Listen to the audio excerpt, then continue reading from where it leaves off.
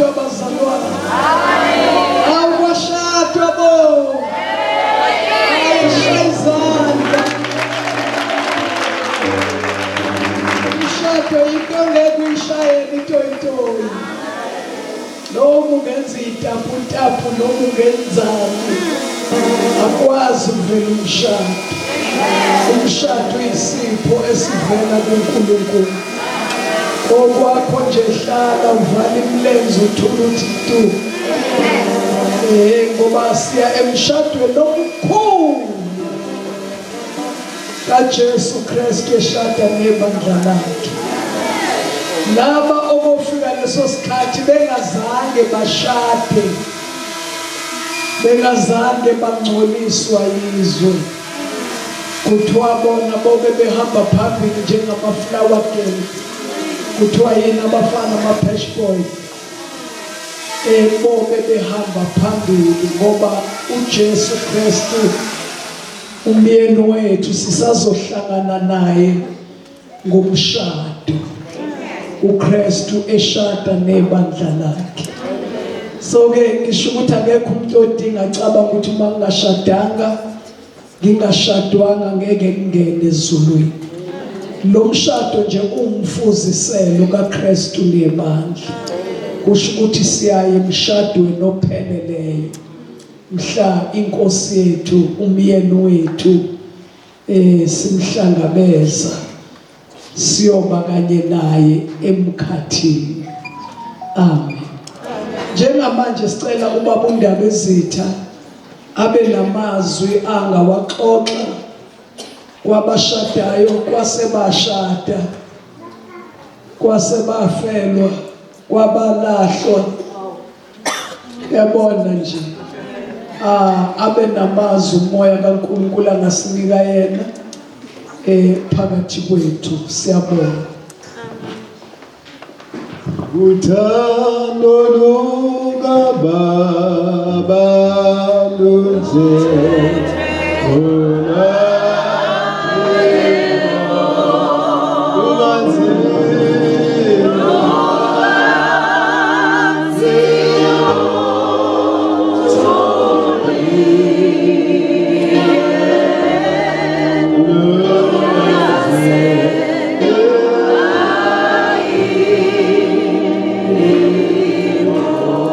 Nafidelela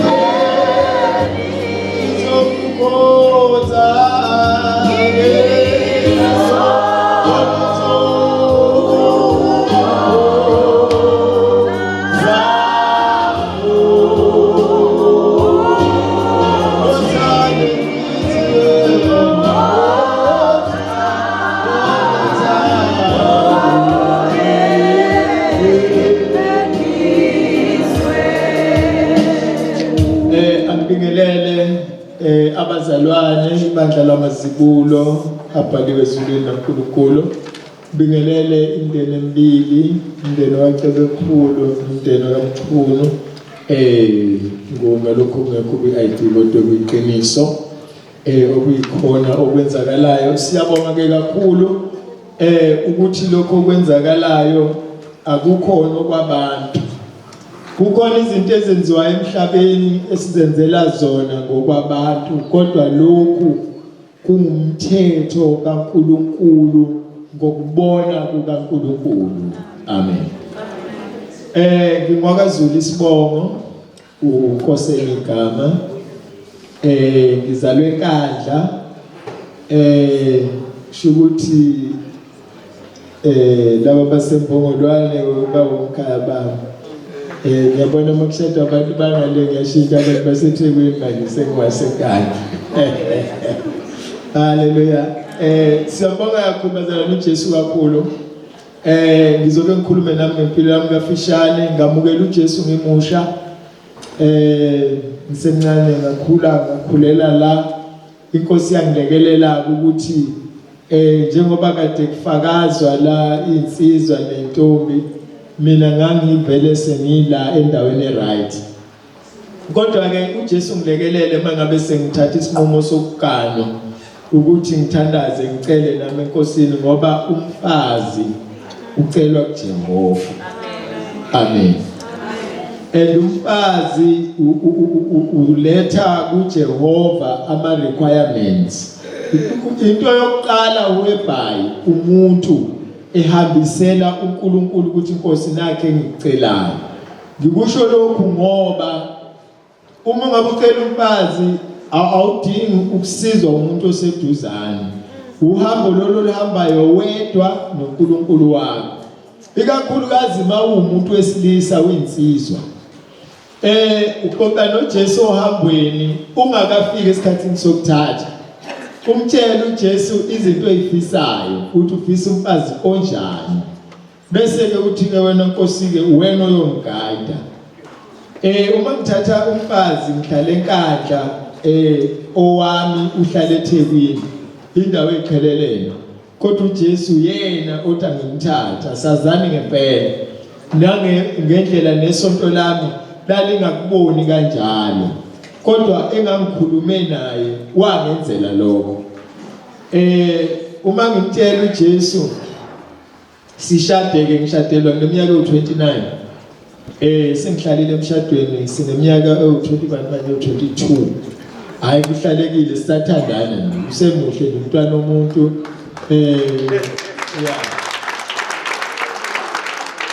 Umntwana omuntu nje akabangiswa muntu ngowakhe nje yedwa. Lokho engakufungayo ngisamile khona futhi ngisaqhubeka khona ukuthi ngizomthanda yena yedwa ebuhleni nasebubili. Isenjalo nje lento. Amen. Njengamanje ke sila emshadweni asibona kuhlobo labantu abaxabanayo. Ngiyawukhuza umoya wokuxabana kubantu abashadile. Engathi ngahlala nje ukubekezelelwana ngoba labantu inqumo ezithathwayo la zosohlukaniswa ukufa. Akuzona inqumo encane. Kodwa umuntu ke ekwenza engqondweni yobuntu ngengqondo efishane umaneshe. Uma usho ukuthi uhlukaniswa ukufa usho ukuthi impela noma ngabe kuqhamukani ayikho into ekufanele ikwenze uhlukane nomuntu ofunge naye. Futhi nokumthanda fanele umthande noma ngabe izimo yithini noma kwenzakalani.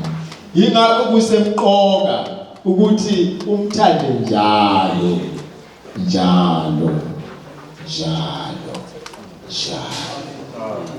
Abantu abathandanayo akufunakali kube khona la iweather yothando ibalele. Uthando kufuneka kuhlale nje kwi-rainy season. Kuhlale ngimthanda njalo.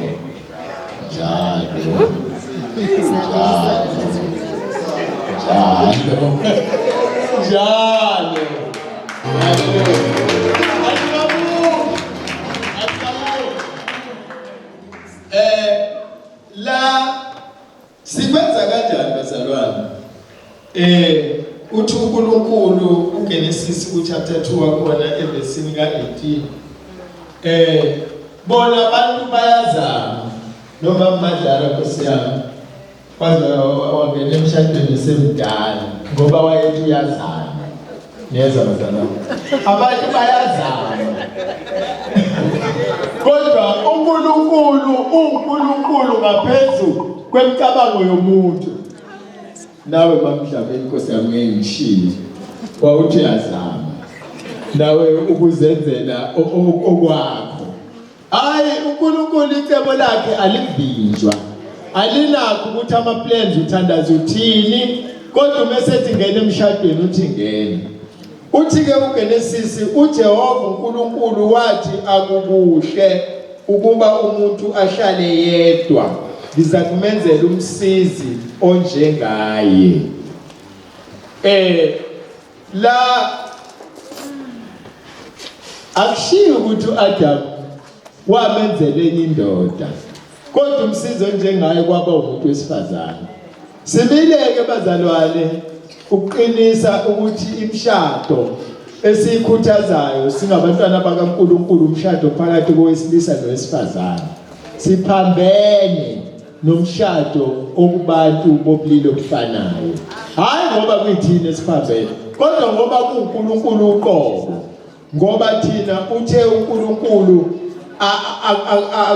akukuhle ukuba umuntu ahlale yedwa wamenzela umsizi onjengaye umesebenzela umsizi onjengaye wayesebabeka ensimini bayebethi abakhulumayo insimi yase-Edeni yayindawo enhle noma ayikhonje ukuthi kuphi iJerusalema liyabonwa kodwa insimi yase-Edeni ayaziwa kuze kube namhlanje ngoba indawo eyayinhle uNkulunkulu ayelungiselele umuntu ngalamazwi lawa ngiyathanda ukuthi kuthina sonke esisemshadweni abashadile abashadikazi nabashadele awuphume namhlanje uvuselelekile ngomshado kuwe uma ngabe kungukuthi bekuvama ukuthi nixoxa amazwi phakame akuyilona ubizo esimbizelwe lona sibizela ukuthandana sibizela ukuthi sithokozise uNkulunkulu ngendlela esiphathene ngayo sinakekelane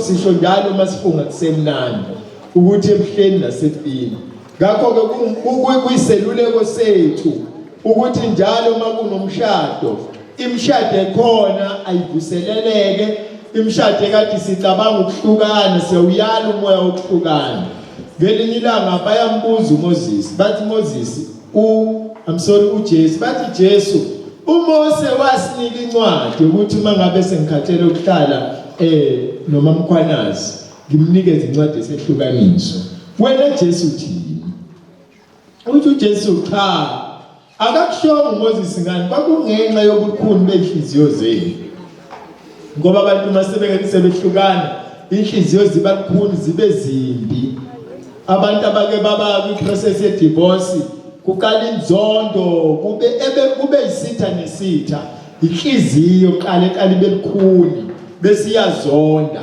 uthi uJesu mina ke njengoJesu asiyivumi kwaleyo ncwadi leyo yesehlukaniso kade sakhuluma bakufuneke bashadisa uyakugcizelela asihlukani bazalwane abangenile la ukuba kwakumuntu ofakwa abantu ngabe kuthiwa ungenile mina ayiyazi khipha yazifaka ukuze umuntu ongenile engabe saphuma siyakhuthaza ukuthi thina esemshadweni noma ngabe uyabona omunye umshado ukuthi awuhlalisekile yiba namasu wokukhulekela number 1 number 2 uma inkosi kulekelela ngasohlangathini ongena kulona ngena ukhuthaza ukubuyisana nokuthethelelana ngoba into ehlasela usathane ngomshado njengoba nishada benithandana mhlawumbe ningaze nixabane namhlanje sengene uJesu usezoyitesta ke lento yenu ukuthi iyaphila isisekelo sayo sithini njengokuthi uzomthobela uzokubona uzomthobela ngempela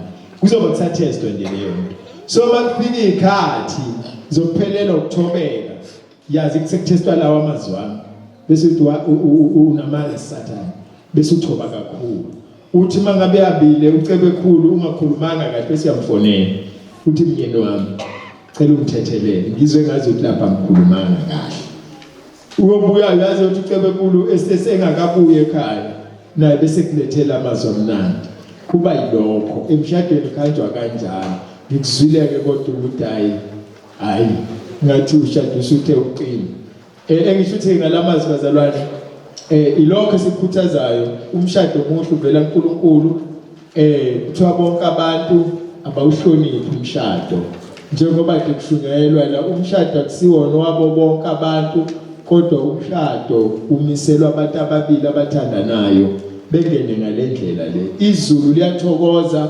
uNkulunkulu owenza abantu uyathokoza ngoba iyona ndlela le uNkulunkulu afuna abantu bonke emhlabeni bephile ngayo behlale ngayo yonke imizi yakhiwe ngalendlela uthi uNkulunkulu uzokwenzela umuntu wakho ingakho bese sizethu umuntu wami abantu abaningi kuyenzeka ungabi nayo imoto niyeza bazalwane kuyenzeka ungabi nayo imoto kodwa ube nonkosikazi umuntu onevelu engaphezulu kwemoto yini enza lokho uNkulunkulu ngoba waba nohlelo lokuthanda umuntu wamlungiselela ivelu yomuntu inkulu kangangokuthi akulona ilobolo usukupha abazala balentombazana isipho babonga ukuthi bakukhulisela hayi ngoba ukhokhela yena kodwa uNkulunkulu wenza into enkulu ukuthi uhluleka ukuthenga imoto kodwa uzokwazi ukuba nonkosikazi asimbongani uNkulunkulu bazalwane ngishaya uJesu izandla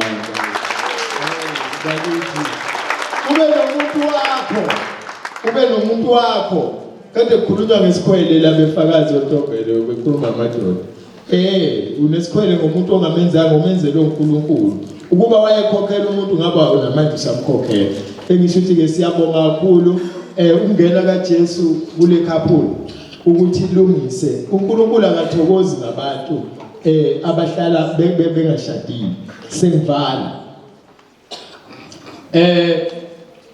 uthi umshumayeli ku chapter 7 evesini la khona lapha ngithazi noma 8 uthi lungcono usuku lokufa kunolokuzala yingani uNkulunkulu ekhulume kanjalo lezi ngane abayizalile mangabe nazo beyizale bengashadile lezo ngane zizalelwe olakeni likaNkulunkulu ngenkathi ingane ithi yenza ibirthday uNkulunkulu ukhumbula ngosuku abazali bakhe bethola lo mntwana bengashadile benza isono bemcasula yingakho uNkulunkulu uNkulunkulu okuba izinto ngendlela engafani noma uzalelwe emshadweni thina sazalelwe emshadweni yesizulu la uNkulunkulu engamenyiwe njengoNkulunkulu kwavele kuthi uyabuza uhulumeni Ntombi ukuthi uyamthanda na so kanti umshado yabusiswa utshela uNkulunkulu ukuthi napha ababili Nkosi uJesu uthela umoya wakho wothando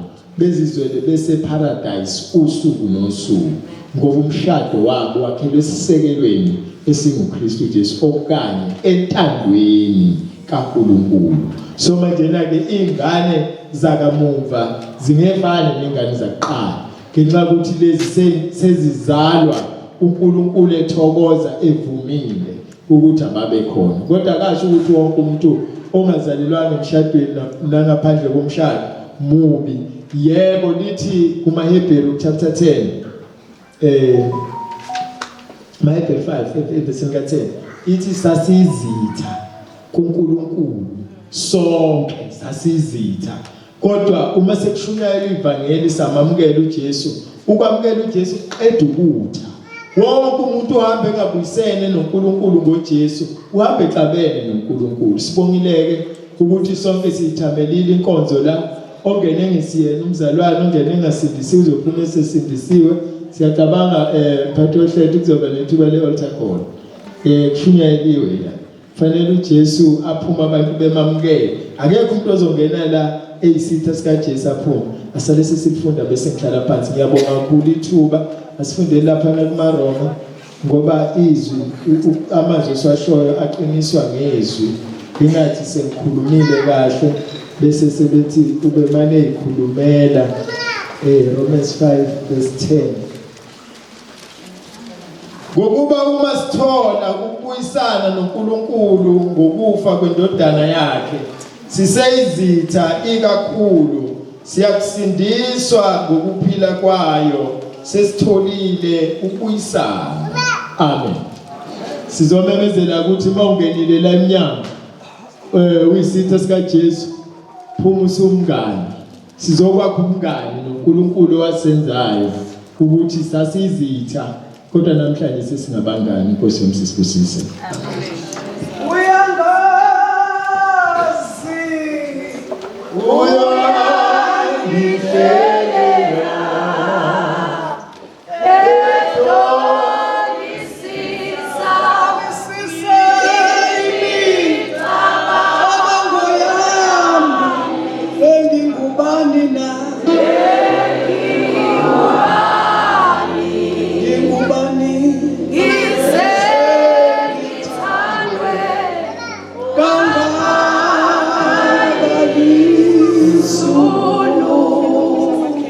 Sizocela ubaba uMagwenyane eze ngaphambili sizothandaza.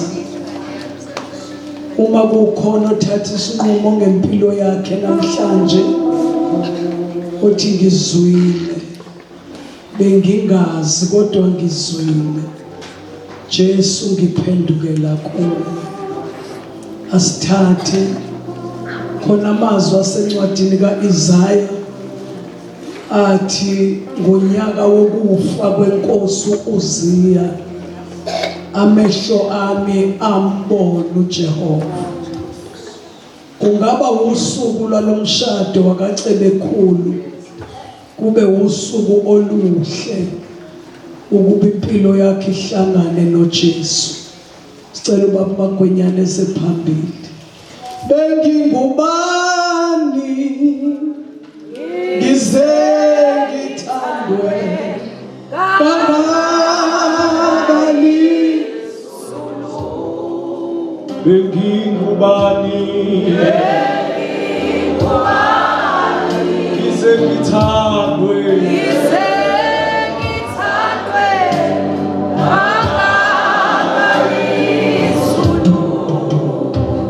ngiyacela babugumba sifundele abaseGalatia chapter 4. baseGalatia chapter 4 isihloko nje kuphela. Haleluya. uJesu wezela kona ukuthi sibuyisane noNkulunkulu. Ngaphandle kaJesu umuntu umi eyisitha sikaNkulunkulu. Ngiyacela usifundele nje isihloko Galatians chapter 4. NgoKristu sithola ukuba sibe ngabantwana bakaNkulunkulu. NgoKristu sithola ukuba sibe ngabantwana bakaNkulunkulu. Ayikho indlela yokuba umntwana kaNkulunkulu ngaphandle kukaJesu. Amen.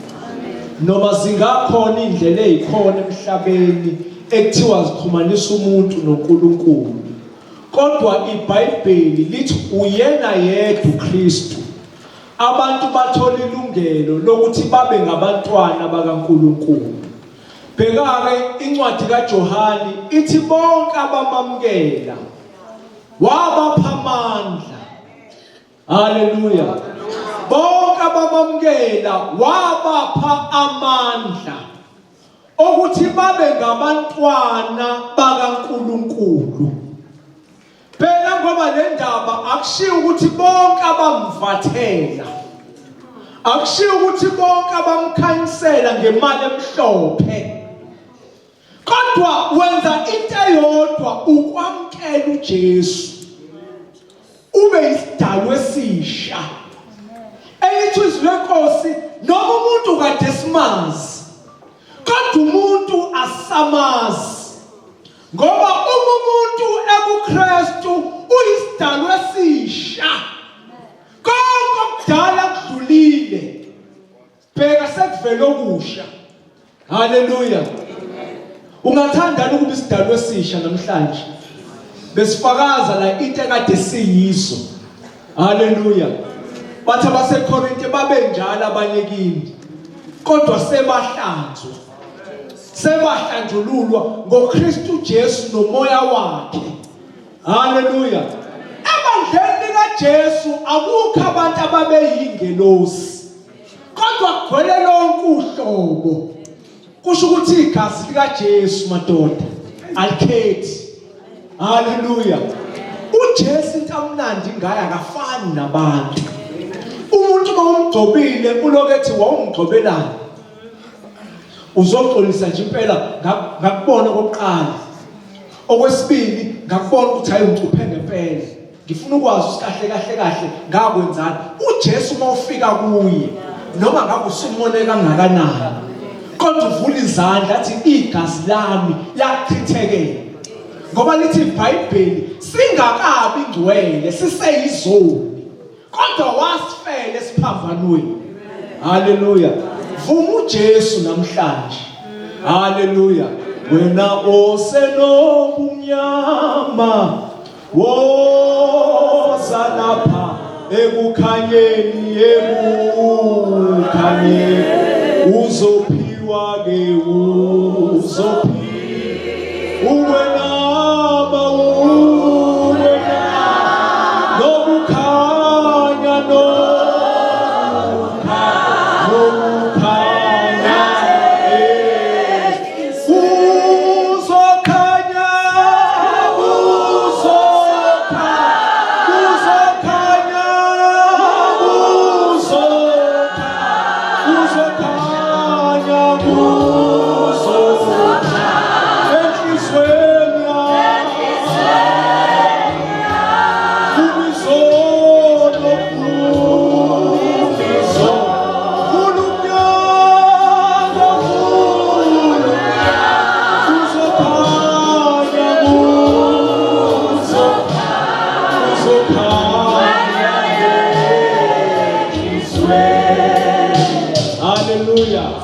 awuthandi ukukhanyisa namhlanje. Ukhanyisa impilo yakho. Nansi indoda engukukhanya. Uthe uJesu mina ngukukhanya kwezwe. Uma umuntu ezemva kwami, my God, ngeke ahambe ebumnyameni. Kodwa woba nokukhanya kokuphila. Ngimi phambi kwenu nginokukhanya kokuphila. Hallelujah. Anginabo ubumnyama. Anginabhadi. Anginasikhwakhwalala. Anginamehlo. Ngoba ngalandela indoda yokukhanya. Hallelujah. Umuzi wami ubethelwa inyanga eyikhokhisayo. Ngalandela inyanga yamahhala. Okwami nje ukuvuma uJesu. Hallelujah. Ingane zami ayikaze zikhishwe inyoni. Asikaze sigcatshwe. Ziyaphila. Ngayilethe ekhayeni. Hallelujah. Ngavuma izono. Ngavula umnyango. Kwakhanya. Hayi bona nanti ithuba. Hallelujah. Abanye basabala ukuthi wena mina ngisawukuthi uJesu akayingeni leyo. Uthi phela mina ngimile emnyango. Ngiyangongotha. Umuntu avula. Hallelujah. Le ndaba isele nomuntu ukuthi uyavula yini. Akaphoqi umuntu uJesu uthi umuntu evula. Mina ngiyangena. Ngihlale naye. Awubheke ukuhlala nenkosi yamakhosi. Ngidle naye adle nami. Hallelujah. Ungibona ngimphambi kwakho ngidla noJesu. Ngihlala naye. Ngixoxela ngisho imfihlakalo sasezulwini. Hallelujah. Intenza ngahamba bathandazi nenyanga. uJesu ushesha ngitshele. Ngoba uhlala nami, udla nami. Hallelujah. Le ndaba kuyona eyakho nomngani wakho nabantu bakini eyakho ukuthi mvulele angene. Vuma izono. Vula umnyango uzokhanya uzokhanya izono vula umnyango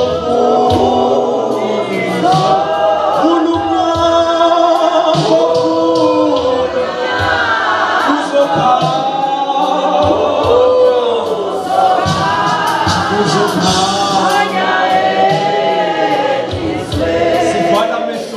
wethu uma kukuhle enhlizweni yakho ukukhanyisa impilo yakho namhlanje namba uJesu namandla akhe ubeka isandla sakhe esifubeni sithandaze nawe kodwa ukhanyise empilweni yakho vuma izono ke vuma izono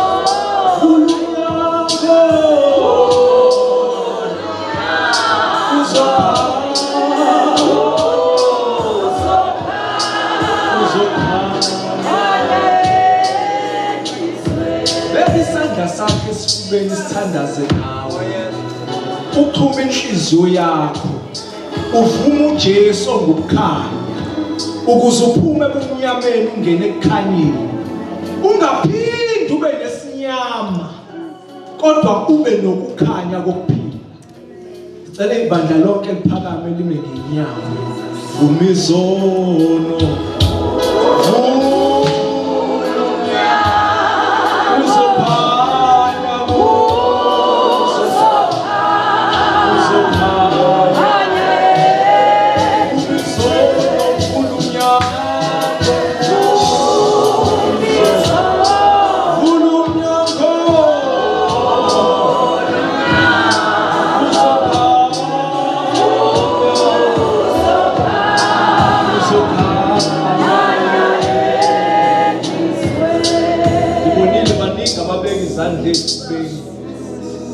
bazibeke masuphakamisa esinye isandla esinye usibeke esifubeni ungabi namahloni ngeke nginibize phambili ngoba ngifuna lebe phambili kaJesu hayi phambili kwabantu ngoba abantu ngeke ke banike ukukhanya kodwa uJesu ngokukhanya nisho emva kwami nithi Inkosi uJesu ngiyabonga namhlanje izwi lakho lingidalulile ngibuyela kuwe ngivuma izono zami engizikhumbulayo nengasayikhumbula ngicela ungithethelele wenza ukuthethelela kube kukhulu ngibuyisane noNkulunkulu ngawe Jesu ngiyakwamukela Jesu iba inkosi nomsindisi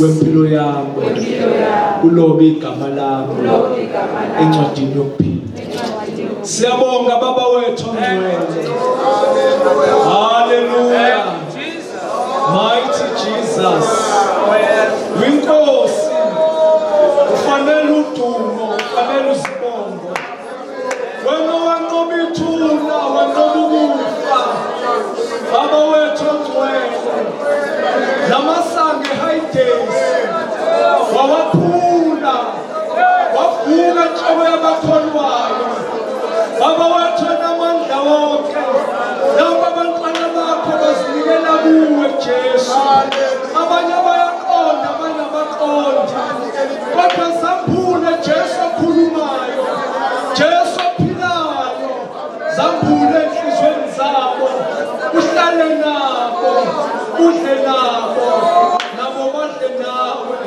batshela izinto ezinkulu ezifihlakele siyabonga baba sikunikeza udumo bahole umholi wempilo thatha ilungelo mana njalo wethu ngoJesu ithemba lethu siyabonga moyo ngcwele thank you Jesus hallelujah senizidalwe ezintsha amen senisindisiwe senizidalwa ezintsha umuntu mekholwa uJesu akasayi efeni akasayi kwahlulelweni kodwa unokuphila okuphakade noma ngabe kuyana kumnyama ebuyayo ukuthi mina nawe siyazana uyitshele ngale date ukuthi sengamkela uJesu sengumntwana kaNkulunkulu le date usungathandaza ngayo uthi Jesu ngomhla kaSibanibani ngakwamkela imanami amen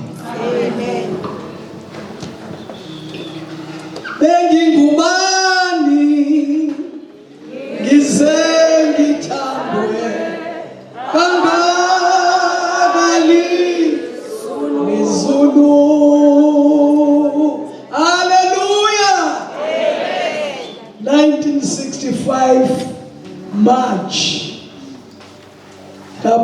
phansi isandla anikele impilo yami kuJesu.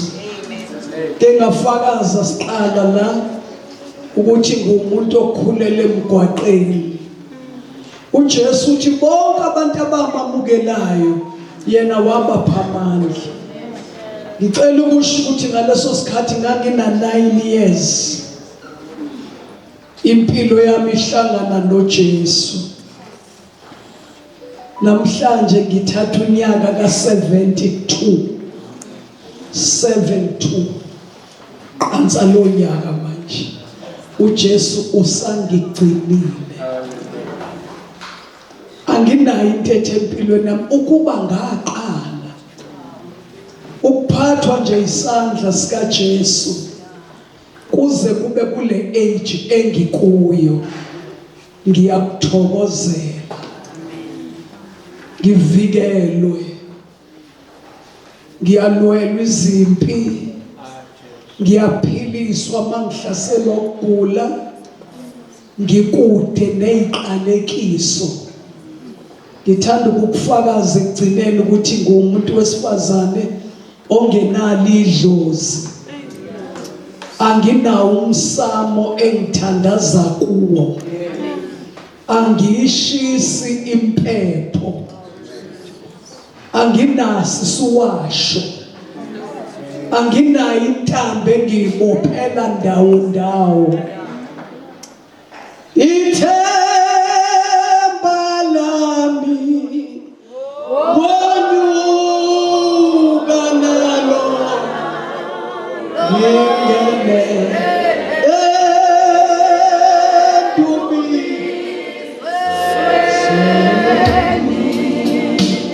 umuthatha impilo nje uyinika uJesu uyibuyisela lapho yavela khona.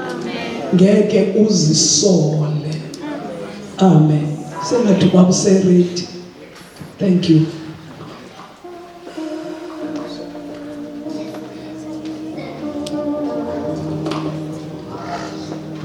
Hallelujah mshadweni. Hallelujah. Lokufanele udumo. Solini nani kuphila.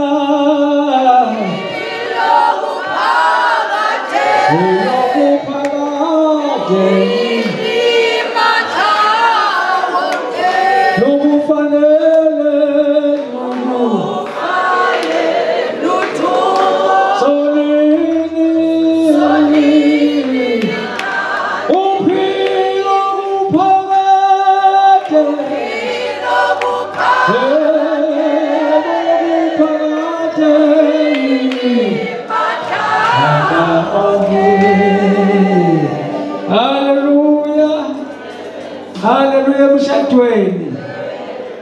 Ayibonge Nkosi. Siyabonga ke bazalwane ukuba sibe sohlelweni olunje noma kulenhlobo enje yomshado. Ivela kancane imshado kanje. Hallelujah. La khona ungaxoxa izitori ezingathi shu. Kodwa kukhulunywa indaba kaJesu sindisa umuntu. Kufakaziwe la kushunyayelwe la. Ushuzi mayikhethele. Impilo ebeyiphila abafakazayo nempilo abayiphilayo yeshuke kakhulu. Impilo nawo ungayiphila. Abaningi bethu babuya khona. Nathi sibhede ngendlela zethu ezahlukeneyo. Ikakhulukazi nje mhlambe babili bathatha bangakaze bavaye ezonweni before basindiswe. Siyiproduct yesono kodwa uKristu Jesu siyigugu. Ngenxa yegazi lakhe. Sesifinyelele emaphethelweni ke alomshado. Kodwa ngiyafisa ukuthi ngidlulise nje lokho okufishane. Uke wathi ukuthinta kancane uMageba. Ukuthi ma uNkulunkulu edala owesilisa ebuye edala wesifazane into yokuqala ayenza before enze wesifazane wadala noma wabumba noma wenza inkomo noma ngitshilwane nje zonke zasendle. But imfihlakalo ayenza yokuthi akeqambanga uNkulunkulu ilwane ngamagama, wayededela kumuntu indoda. So xa uqale washo yena qala wathi akukuhle ukuthi umuntu ahlale yedwa. Bekhuluma ngomuntu ke bafowethu, angifuni ngathi ngiyababandlulula mama, kodwa bekhuluma ngomuntu ngathi akabikho wesifazane. Wekhuluma ngani? Ayikho amadoda nomama bathi wekhuluma ngani bomama? Mayethu akukuhle ukuthi ubani umuntu anjani ahlale yedwa. ngakho ke ngiyokumenzela umsizi onjani, umsizi onjengaye. Angithi sise-right madoda, sakhela umsizi onjani. Kusho ukuthi uma eyivila lo msizi ufana nobani, unjengobani. Ngezwa manje ase ngizwe ngikhulumela phansi manje. Uma evila lapha nehlulwa ukupheka uphuthu ufuze bani? Uzewela ndoda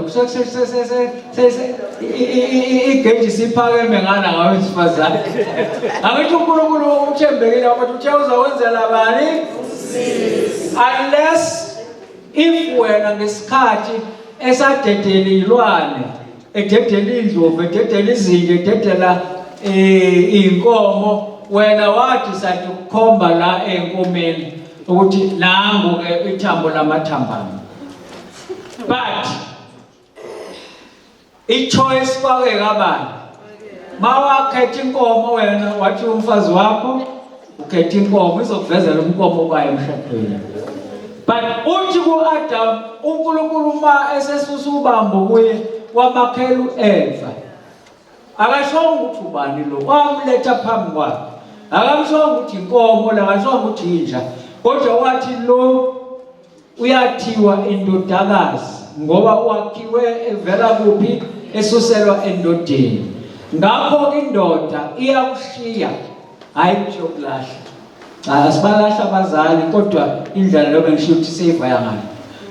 Uyakushiya uyise nonina anamathele kumkakhe, sebeyoba nyamanye. Kodwa bengila ngikuthini, ekhaya mayefika unkosikazi, izinto zala ekhaya usuke engazazi wesifazane, angithi kunjalo. So uqeqeshwa indoda, mayimqeqesha indoda ukupheka oluhlaza uphuthu, uzopheka oluhlaza uphuthu. Mayimqeqesha kuba yinuku ukuthi uvuka aye ekhishini ngama-night dress engagezile, yobufuza indoda. Ngoba indoda ikhona la ekutheni iyamguide ngoba ilethelwe ubani? Umsizi. Akubi mnandi uma sengikhuluma lezi emadodeni kuba nzima, kodwa siyabadonsa ngothando, sibafundise ukuze babe yilento esithanda ukuthi babe yiyona. Ayibonge Nkosi. Usekhona amen emadodeni. Haleluya. Ngomama ukhona amen. Amen. Amen. Senza kanjalo ke uyaza ke umntaka ke bekuphula. Ungabi nalento nje lokuthi uzothi uma ebeke ukuthize umkakho njengomsizi ebese uthi hayi mina ngizokumfazi mina. La ucela ukufunda yiphi indoda ezongomfazi. Lo madoda angezwa ngabafazi awanamizi kunamhlanje. Angiyazi ndawo madoda ukuthi khona amadoda